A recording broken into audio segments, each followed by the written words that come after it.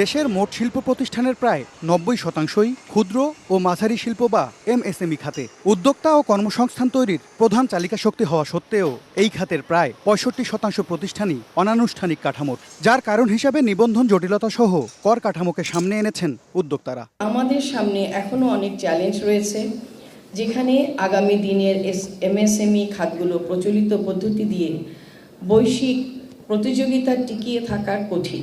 অনেক ক্ষেত্রে ক্ষুদ্র উদ্যোক্তাদের জন্য এমন কিছু নিয়ম ও প্রক্রিয়া অনুসরণ করতে হয় যা মূলত বৃহৎ শিল্পের জন্য তৈরি করা হয়েছিল। রোববার আন্তর্জাতিক ক্ষুদ্র ও মাঝারি উদ্যোগ দিবসের সভায় বাণিজ্যমন্ত্রী জানান, গত ১৭ বছরে আশানুরূপ উদ্যোক্তা তৈরি হয়নি, যার ফলে সমাজে তৈরি হয়েছে আয় বৈষম্য।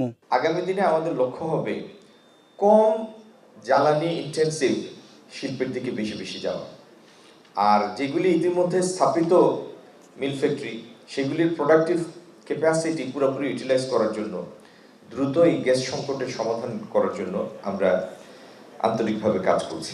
রেইনবো অ্যাক্রোপ্লাস্টে অ্যাক্রিলিক এমালশন থাকায় মুছে ফেলা যায় যে কোনো দাগ সহজেই। Rainbow paints, colour of joy. তবে বর্তমান সরকার ক্ষুদ্র ও মাঝারি শিল্প খাত সম্প্রসারণে উদ্যোগ নিয়েছে উল্লেখ করে মন্ত্রী বলেন, বিসিক শিল্পনগরীর পাশাপাশি তৈরি করা হবে নতুন শিল্প পার্ক। কারখানাগুলোর উৎপাদন বাড়াতে জ্বালানি সমস্যা সমাধানে সরকারের আন্তরিকতার কথাও তুলে ধরেন মন্ত্রী।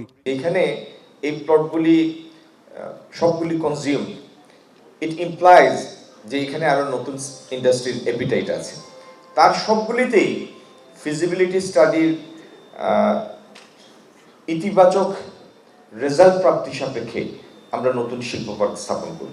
দেশে বর্তমানে ১৭৭টি এমএসএমই ক্লাস্টারে প্রতিষ্ঠান রয়েছে প্রায় ৬০,০০০, যার বার্ষিক লেনদেন ২৯,০০০ কোটি টাকার বেশি।